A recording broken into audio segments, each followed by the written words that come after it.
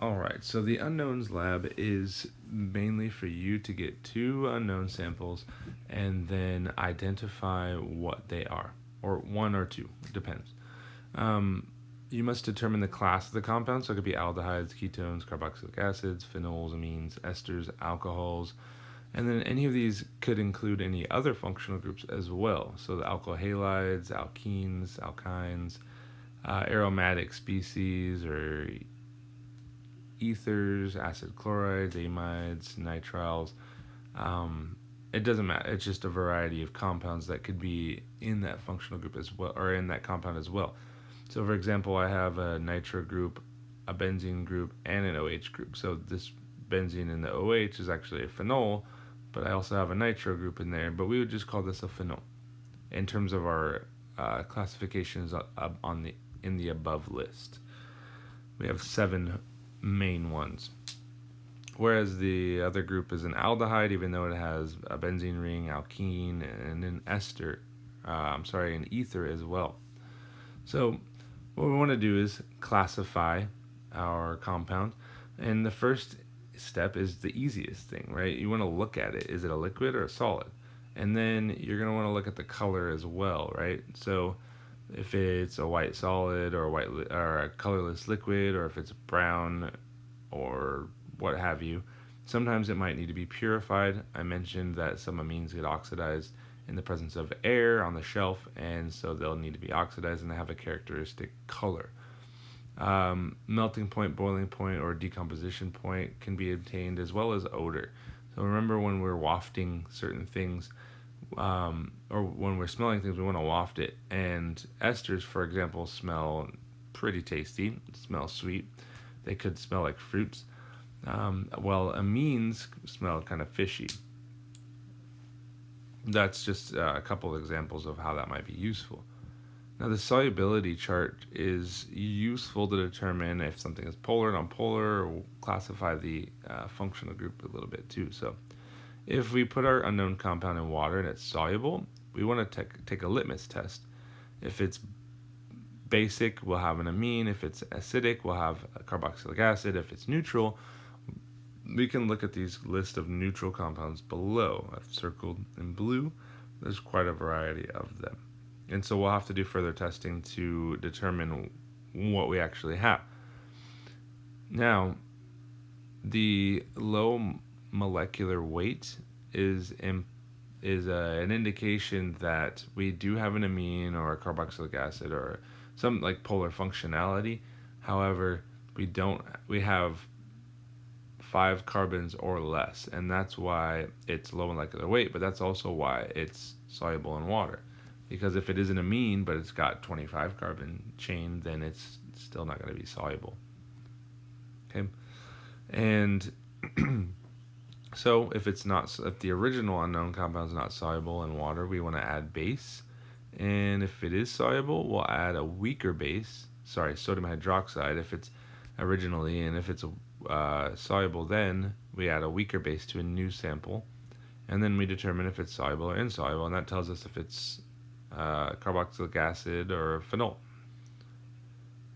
If it's insoluble in sodium hydroxide, however, we would add HCl to a new sample, and if it's soluble, it's an amine. So if that was an amine with a 25 carbon chain, we would form an ammonium salt, and so salts are really polar and are soluble. Insoluble, however, we would want to add a different acid, and this acid reacts with the above functional group, the neutral compounds, and so that we can actually make it more soluble. And if it's insoluble, then we have a set of inert compounds. So this solubility chart is a really quick and easy way. Well, I guess it's not very quick, actually. Depending on what samples you get, you might have to go through that whole chart and maybe even a couple times just to double check your results. But it is fairly simple to do to classify your compounds. After that, you want to do some easier tests.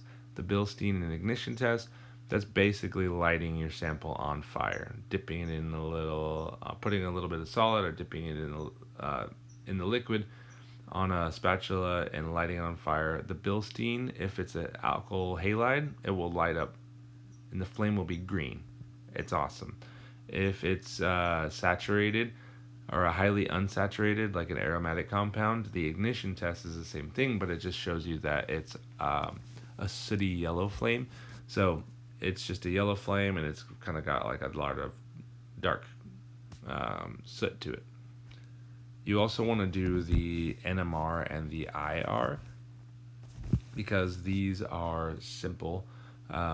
I like to do these after we do a solubility test because the NMR, we don't want to waste NMR solvent and try and figure out the solubility of our compound with expensive deuterated solvents.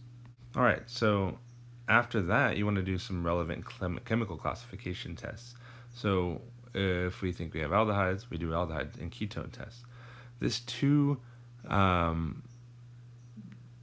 it's supposed to be a 2,4-dinitrophenylhydrazine, reacts with aldehydes and ketones to form an imine. And this imine product shown on the right is actually going to form a yellow precipitate. And so this would be indicative of an aldehyde or a ketone.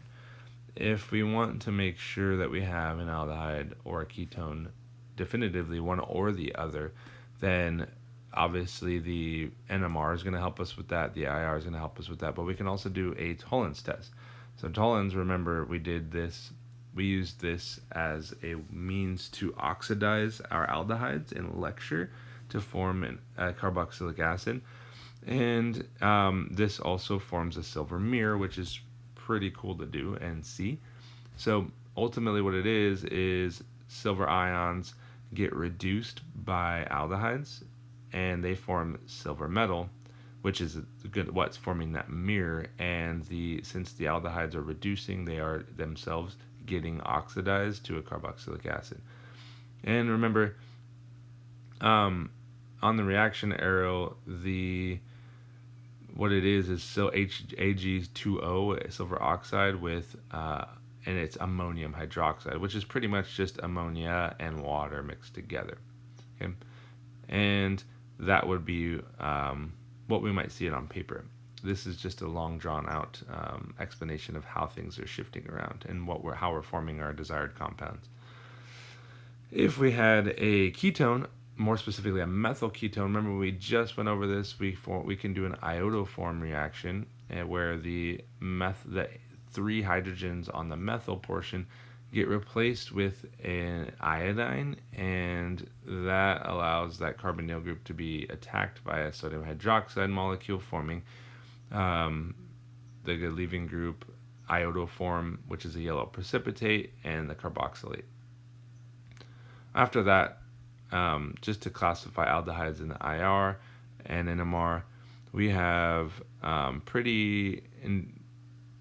we've gone over this material quite a bit already, and we are familiar with them. So just double check that information just for your knowledge if you need to. Carboxylic acids, the test for those is pretty chill. If we can do a litmus test to see if it's acidic. We can also do sodium bicarbonate. Because sodium bicarbonate is a base, we have an acid-base reaction that forms CO2 bubbles. I also have the IR and NMR data drawn here for you as well, for your reference. So phenols are something we've actually tested before. When we were testing for salicylic acid, remember we did a ferric chloride test, and if it turned like the pink color or purplish color, then that meant we had salicylic acid still present because it formed this iron complex. And so that ferric chloride test is one we can still use for any phenol. We also have a bromine in water test. Now this bromine in water is essentially going to form a precipitate, and the color of the Br2 will disappear. It's an electrophilic aromatic substitution reaction. And there's also that NMR and IR data for you as well. So for amines, we can do nitrous acid tests, and for primary amines it's going to form bubbles, and for secondary amines we're going to form a yellow oil or a solid. And this is again a reaction that we are familiar with. We've used this reaction to form a diazo compound on a benzene ring, and it's called the nitrous acid test because we use sodium nitrite and sulfuric acid to form nitrous acid in situ, meaning in the pot. We're not actually isolating it, and that reacts with an amine to form a diazo. Now, this diazo is very reactive and can undergo the loss of nitrogen gas. There's the bubbles for you, forming a carbocation, which can then react with water to form an alkene or an alcohol. Now, if it were a secondary amine, we would form this compound right here, which would be more like a yellow oil or perhaps a solid, depending on the type of amine. And this is called a nitrosamine. All right, and we also have our NMR and IR data for you, for your reference. Again, we know this information, but I want to point out that primary amine versus a secondary amine, you have two hydrogen NH stretches and one NH stretch. For those at around 33 to 3500 inverse centimeters, and that's pretty indicative of what kind of amine you have as well. So for alcohols, moving on, we have a cerium test. That's basically, it's kind of like the ferric chloride test, but you form a different metal complex, and it's a red-brown color. Just depending on what kind of alcohol you have. We also have a Lucas test, and a Lucas test we've done this reaction on paper in the lecture as well, and it's an alcohol reacting with zinc chloride and HCl. So remember, zinc chloride and HCl, zinc chloride forms a metal complex with the alcohol and makes it a good leaving group, and yada yada. Zinc chloride and HCl is the Lucas reagent, and you form an alkyl halide in the end, which is basically immiscible with water, and that's why we get two layers as shown in this little tube. All right, and so that's because iron chloride or alkyl halides are immiscible with water. We also have our NMR and IR data here for your reference, which we probably know pretty well by now. But esters are the last functional group that we want to figure out how to identify, and we're going to do that using a ferric hydroxamate test. Now, we can only run this if there's no positive test for a ferric chloride test, which would be shown here, right? Remember, we did this for the phenols, the salicylic acid. Now, that O, you can think of it as O minus attacking the iron metal center after the loss of that proton. So how do we do that with an ester? Well, we can form an enolate, for example, and this carbon-oxygen bond, or the oxygen bond, or the oxygen can attack the iron to form that metal complex, just like the phenol would be. And so if this is possible, or if we have a high percentage of enolate in our solution or with this particular ester, then we can't run the ferric hydroxamate test, and because it'll give us a false positive because we're still adding iron chloride in the end. But if we can run it and it doesn't show a positive for ferric chloride test, then we can combine our ester with hydroxylamine and a hydroxide, and this forms hydroxamic acid, which looks like an amide, and then that's what forms the metal complex with iron, and it's a colored metal complex, and so that would be a positive test for an ester. Another way we can do esters is also, the smell of them is pretty helpful. So we can do that, or we can try and react it with something that would take away that smell to form like carboxylic acid, for example. And then we have our IR and NMR data that would be helpful as well.